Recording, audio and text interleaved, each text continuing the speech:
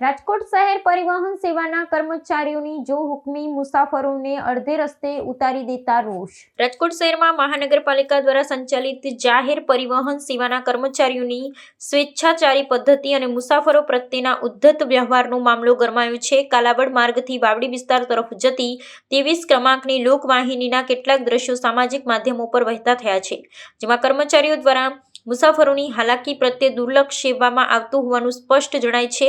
આ ઘટનાને પગલે નગરજનોમાં રોષની લાગણી જન્મી છે અને સાર્વજનિક પરિવહન વ્યવસ્થાની વિશ્વસનીયતા સામે ગંભીર સવાલો ઊભા થયા છે। પ્રાપ્ત વિગતો મુજબ મુસાફરો પાસે પુનિતનગર 80 ફૂટ માર્ગ સુધીની માન્ય પ્રવાસ પત્રિકા હોવા છતાં વાહનના સંચાલકોએ તેમને નિર્ધારિત ગંતવ્ય સ્થાન સુધી પહોંચાડવાને બદલે બાપા સીતારામ ચોક પાસે અડધે રસ્તે જ ઉતારી દીધા હતા। મુસાફરોએ જ્યારે આ મનસ્વી નિર્ણયનો વિરોધ દર્શાવ્યો ત્યારે તેમની સાથે અશોભનીય વર્તન કરવામાં આવ્યું હતું। વધુમાં એવા પણ ગંભીર આક્ષેપો કરવામાં આવ્યા છે કે વાહક દ્વારા અનેક મુસાફરો પાસેથી ભાડાના નાણાં વસૂલવા છતાં તેમને સત્તાવાર પહોંચ આપવામાં આવી નહોતી, જે આર્થિક અનિયમિતતાનો નિર્દેશ કરે છે। આ વિવાદિત દ્રશ્યો સાર્વજનિક થતાં જ રાજકોટ મહાનગરપાલિકાનું તંત્ર હરકતમાં આવ્યું છે।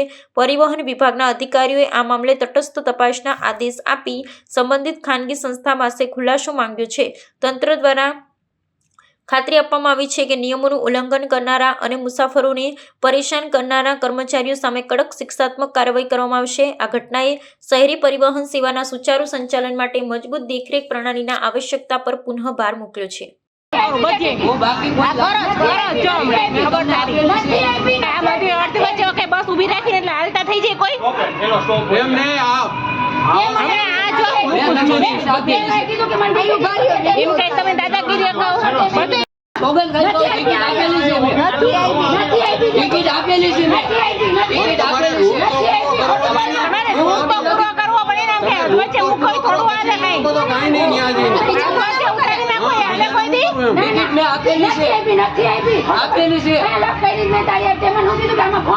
તમે મને કીધું મેં તમને ટિકિટ આપેલી છે।